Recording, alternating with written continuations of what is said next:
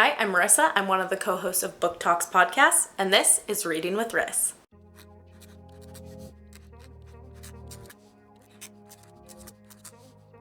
For this video, we are doing a non-spoiler version of The Woman in Cabin 10 by Ruth Ware.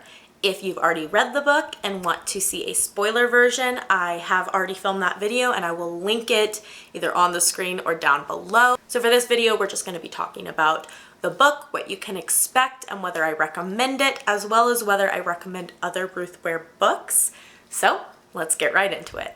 The Woman in Cabin 10 by Ruth Ware is about a woman named Lo, short for Lori. She is a travel journalist and she gets picked to go on this cruise. She's going to go see the Northern Green Lights. What are they called? The Green Lights? The Aurora Borealis or something like that. She's going on this boat cruise to see the Northern Lights, and it is about her seeing something fishy on the boat, thinking she witnessed a crime, and then trying to figure out what happened. Things I really liked about this book, but that could potentially be triggering because they are related to mental health, include that she is taking antidepressants for anxiety, and right before she goes on this cruise, her house is broken into and it becomes very traumatizing and makes her a little paranoid. So those things added together when she's on the boat make her an unreliable witness, which if you follow me on Goodreads, you know I love an unreliable witness and thrillers. So that is Lo's story. She gets on this boat, she thinks she witnesses a potential crime, and the story is about whether it actually happened, whether she's just paranoid, is someone really breaking into her room and writing messages on the mirror.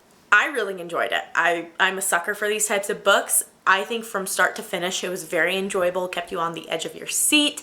You didn't really know where it was going. I should say, I didn't know where it was going. If you're an avid thriller reader, maybe you did. I'm always shocked by the endings, always. I never see where they're going. One thing I did not like about this book, no, I don't want to say that. One thing I would warn you about this book is there are a lot of names and characters. Keep in mind she's on this cruise and it's the first journey the cruise makes. And so there are lots of people on this boat. Journalists, famous people, politicians, and she goes to a party somewhere at the start of the book and they're kind of introducing everyone. And for me personally, I was like, who do I need to pay attention to? Is this person important? I would say don't worry about that. I think if you're reading it physically, it's a lot easier because you can kind of catalog in your mind, like when you see a name, who's who. For me, I was listening to it and I kind of heard one name in one ear, it went out the other. And I think that's totally okay because as the story progressed, you learned who the big players were and you learned who to focus on. So I just checked my Goodreads, what I actually rated this on Goodreads. I gave it 4 stars, and in my review, I actually said that it got 3.7 out of 5 for me. I think that's unfair. Thinking back on the book, it's a higher rating than that. I think it's probably like a 4.3. I was just upset about the ending on this one, which is what I'm going to warn you about without giving away any spoilers. The ending to me was convoluted. I was confused. I was not the only one who was confused because I ended up on a Goodreads discussion board and every other comment thought the ending was something else. I'm assuming Ruth Ware did that on purpose. I'm assuming she's one of those morally gray writers who likes to leave things up to the imagination, which is fun. But when you're the one reading it, you're like, okay, what just happened? Who can I talk to about this? But I would still recommend it. It was a really good book.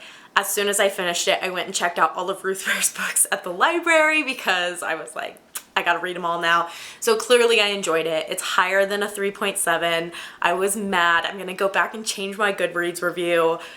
Don't come at me. It's a good book. Let me know in the comments if you have read this or you are going to read it. And if you have read this, check out my other video and please let me know your thoughts on the ending because it's just something that keeps me up at night. Thank you guys so much for watching and I will see you guys next time.